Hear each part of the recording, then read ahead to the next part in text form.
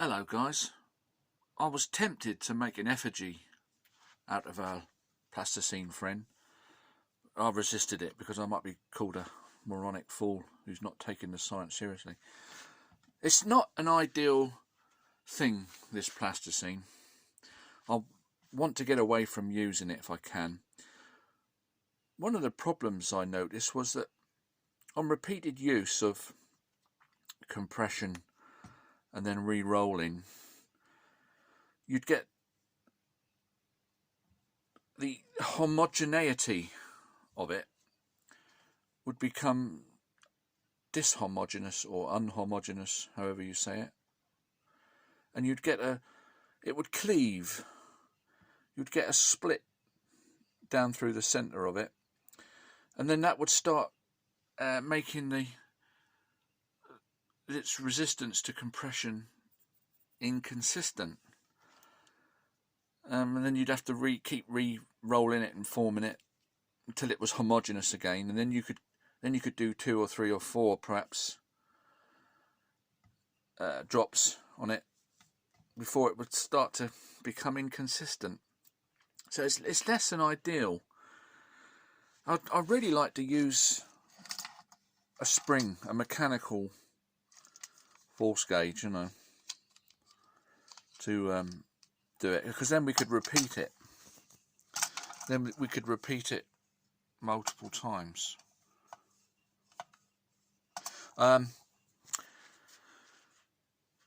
Quite difficult on the face of it,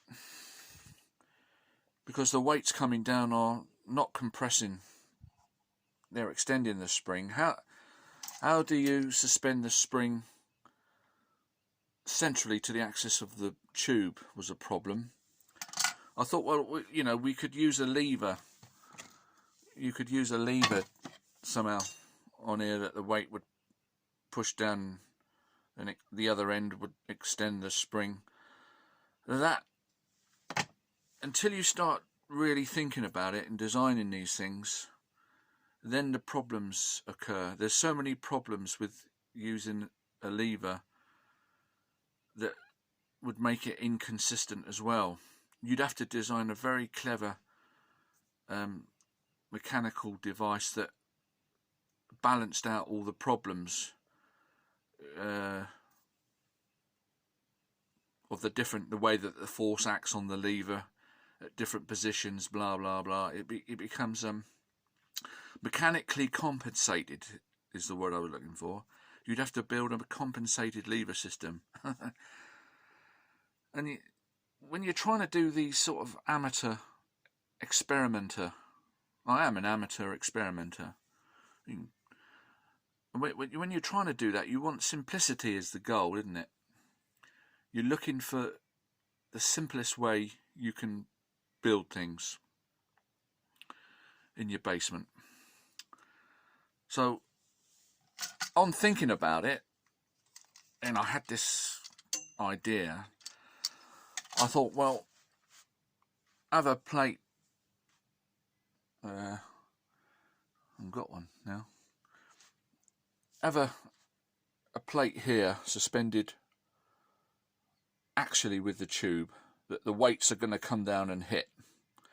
But this plate could be suspended via a cord or a string that went up the top of the tube, and then we could have the scale at the top of the tube, but in line with the tube,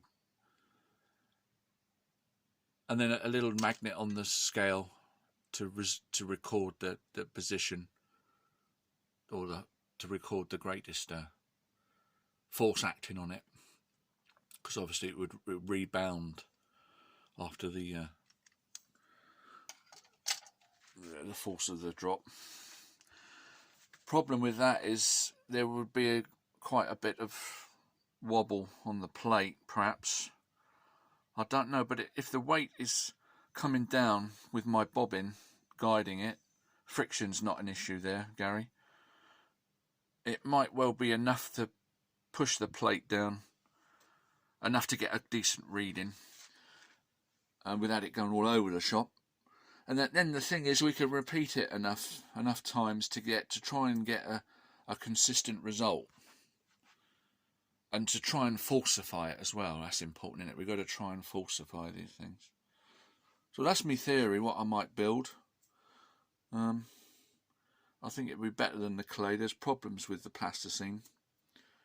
So there you go.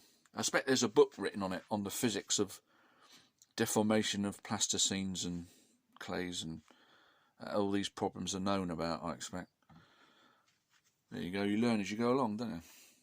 Alright, I'll see you in the next one.